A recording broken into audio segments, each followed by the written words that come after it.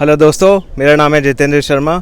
इस वाले वीडियो में मैं आपको हंगरी के शेंगेन टूरिस्ट वीज़ा के लिए क्या एप्लीकेशन प्रोसीजर है वो बताने वाला हूँ और कौन कौन से डॉक्यूमेंट आपको इस प्रोसेस में रेडी करने, कैसे रेडी करने जिससे कि कोई भी गलती ना हो, ये सब आपको जानने को मिलेगा। उसके लिए आप इस वीडियो को एंड तक देखना। अगर आपको मेरे थ्रू शेंगेन टूरिस्ट वीज़ा की डॉक्यूमेंटेशन करवानी हो तो आप करवा सकते हैं। मेरे through record number of Schengen visas जो आए हैं, आप उन्हें इस यूट्यूब चैनल के कम्युनिटी सेक्शन में जाके चेक भी कर सकते हो या मेरे इंस्टाग्राम पेज पर। मेरा फ़ोन नंबर मैं इस वीडियो के डिस्क्रिप्शन और पिन की गई सबसे पहली कमेंट में दे के रखूँगा। ये जो खूबसूरत बिल्डिंग आपको मेरे पीछे दिख रही है, ये है हंगेरियन पार्लियामेंट जो कि बुडापेस्ट में है, जहाँ मैं इस टाइम खड़ा हूँ। Let's begin. देखिए, हंगरी एक शेंगेन कंट्री है। यहाँ से जो आपको वीज़ा मिलेगा वो हंगरी का वीज़ा नहीं बल्कि एक शेंगेन वीज़ा होगा और उस वीज़ा को लेकर आप यूरोप के टोटल 29 शेंगेन कंट्रीज़ में फ्रीली ट्रैवल कर सकते हैं और कुछ नॉन शेंगेन यूरोपियन कंट्रीज़ में भी। तो ये खासियत होती है शेंगेन वीज़ा की। प्रोसेस शुरू करने से पहले आपको कुछ खास बातों का ध्यान रखना है। सबसे पहले तो ये कि आप हंगरी में वीज़ा अप्लाई कर रहे हैं तो आपकी ट्रैवल आइटनरी में सबसे ज़्यादा दिन हंगरी के हिस्से में आने चाहिए। दूसरा, आपका जो पासपोर्ट है उसमें कम से कम, जो आप प्लान कर रहे हैं ना कि मैं इस डेट को रिटर्न होऊंगा यूरोप से, उसके बाद कम से कम 3 महीने के लिए आपका जो पासपोर्ट है वो वैलिड होना चाहिए। तो आप उस पर डेट भी ज़रूर चेक कर लें। इसके बाद सबसे पहले आपको एक ट्रैवल प्लान लिखना है। मैं ट्रैवल प्लान बोल रहा हूँ, ट्रैवल आइटनरी नहीं। ट्रैवल आइटनरी आपको एक लेटर स्टेज पे काफ़ी ज़्यादा डिटेल में बनानी है। ट्रैवल प्लान बनाने से मेरा मतलब सिर्फ इतना है कि आप मन में सोचें कि मैं कौन कौन सी जगहों पे घूमने जाऊंगा। अब आप हंगरी में वीज़ा अप्लाई कर रहे हैं तो ऑब्वियसली हंगरी में सबसे ज़्यादा दिन देने चाहिए और 99% लोग सिर्फ बुडापेस्ट ही आते हैं, तो आप बुडापेस्ट दिखा सकते हैं।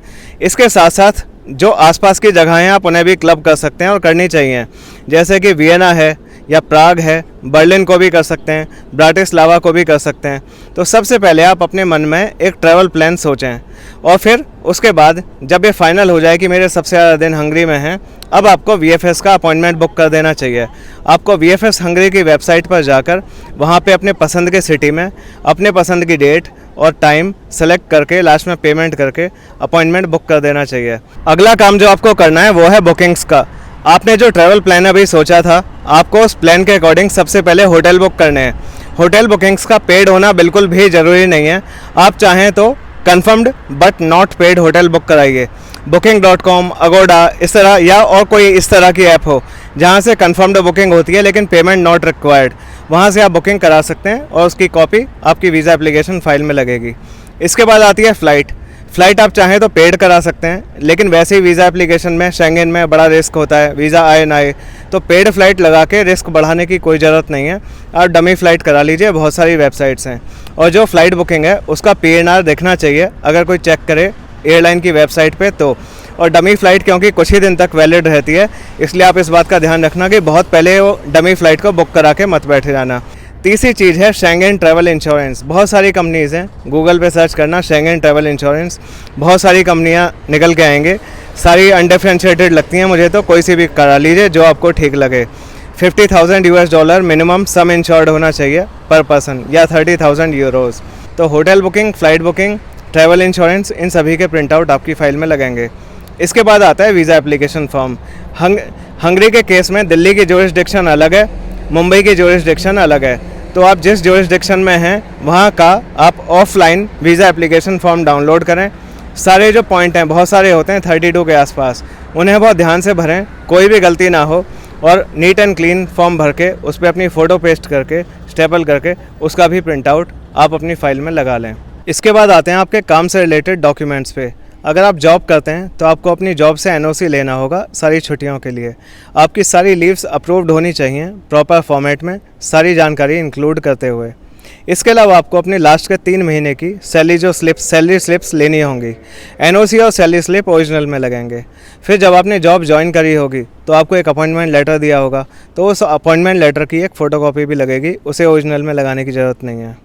दूसरा केस है सेल्फ एम्प्लॉयड लोगों का। अगर आप अपना बिज़नेस करते हो, छोटा या बड़ा, तो आपको अपने बिज़नेस का जो रजिस्ट्रेशन है उसकी एक फ़ोटोकॉपी भी लगानी होगी। चाहे GST रजिस्ट्रेशन हो या MSME रजिस्ट्रेशन भी चलेगा, या कोई सा भी और रजिस्ट्रेशन, बहुत सारे होते हैं अलग अलग केसेस के लिए, अलग अलग काम के हिसाब से। चाहे ट्रेड लाइसेंस हो, शॉप एक्ट हो, गुमस्ता हो, या कोई सा भी, जिससे ये प्रूव हो कि आप गवर्नमेंट की जानकारी में लीगली अपना काम कर रहे हो। फिर दोनों ही केसेस में चाहे सेल्फ एम्प्लॉयड वाले हों या जॉब वाले हों, दोनों को ही लास्ट के 3 साल की इनकम टैक्स की रिटर्न लगानी है कॉपी। एक्नॉलेजमेंट काफ़ी है। अगर सेल्फ एम्प्लॉयड हो आप और अगर अपनी फर्म का अलग से ITR भरते हो तो उसकी भी कॉपी आप ज़रूर लगाना। फिर बैंक स्टेटमेंट पर आते हैं। जो लोग जॉब कर रहे हैं उन्हें और जो सेल्फ एम्प्लॉयड हैं उनको भी लास्ट के 3 महीने की बैंक स्टेटमेंट लगानी है। उसके हर पेज पर स्टैंप और सिग्नेचर होना चाहिए बैंक का, और वो स्टेटमेंट बहुत पहले निकाल के मत बैठे आना। आपको वो अपॉइंटमेंट से 2-3 दिन 4 दिन पहले ही निकालनी है, लेटेस्ट होनी चाहिए। और जो जॉब वाले हैं अगर उनका खाली सेविंग अकाउंट है तो सेविंग अकाउंट की स्टेटमेंट लगाएं, और अगर सैलरी अकाउंट अलग है तो सैलरी अकाउंट की भी 3 महीने की स्टेटमेंट उसी तरह से निकालें। और अगर आप सेल्फ एम्प्लॉयड हैं तो अपने सेविंग अकाउंट की स्टेटमेंट तो आप लगाएंगे ही, और अगर करंट अकाउंट नहीं है तो कोई बात नहीं, लेकिन अगर है तो करंट अकाउंट की भी ज़रूर लगाएं 3 महीने की स्टेटमेंट, ताकि उससे दिखे कि आपकी रेगुलर इनकम हो रही है और आपका बिजनेस सिर्फ दिखाने के लिए नहीं है बल्कि अच्छे से चल रहा है। अगला बहुत इंपॉर्टेंट डॉक्यूमेंट जो आपको रेडी करना है वो है कवर लेटर। कवर लेटर आपके पूरे वीज़ा एप्लीकेशन केस की समरी है। कवर लेटर में बेसिकली आपको ये बताना है कि आपकी इंडिया में सोशल और इकोनॉमिक टाइज मजबूत हैं, मतलब आपकी जड़ें काफ़ी गहरी हैं, आपके पास सफिशिएंट कारण मौजूद हैं इंडिया वापस आने के। तो पहले इकोनॉमिक टाइज की बात करते हैं।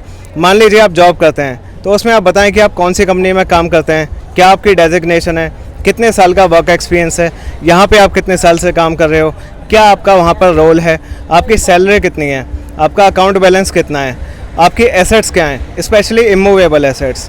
और वहीं अगर आपका बिजनेस है, आप सेल्फ एम्प्लॉयड हैं, तो आप बताएं कि आपकी कंपनी का नाम क्या है, आपकी कंपनी का बिजनेस रजिस्ट्रेशन सर्टिफिकेट कौन सा है जो आपने करा रखा है रजिस्ट्रेशन, आपकी कंपनी में क्या होता है, आप लगभग कितना कमा लेते हैं, कितने की ITR भरते हैं, कितना आपका अकाउंट बैलेंस है, आपकी एसेट्स क्या हैं, इन्वेस्टमेंट्स क्या हैं। अगर आप अपनी इमूवेबल एसेट्स के बारे में बताते हैं तो उससे अच्छा खासा इंप्रेशन पड़ता है, क्योंकि कोई भी अपनी प्रॉपर्टी लेकर, कोई शॉप या फ्लैट या ज़मीन, इन सब को लेकर कोई कहीं नहीं जाता।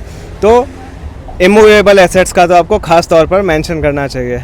इसके अलावा आप अपने कवर लेटर में सोशल टाइज का भी बताएं कि कौन कौन आपकी फैमिली में रहता है, आप किसके साथ रहते हो, कौन कौन आपके ऊपर डिपेंडेंट है, आप अपने घर में रहते हो या किराए के घर पर रहते हो, और जो भी आपके इंडिया वापस आने के अच्छे खासे कारण हैं, वजह जो आपको वापस आने के लिए मजबूर करेंगी, उन सबको भी बताएं।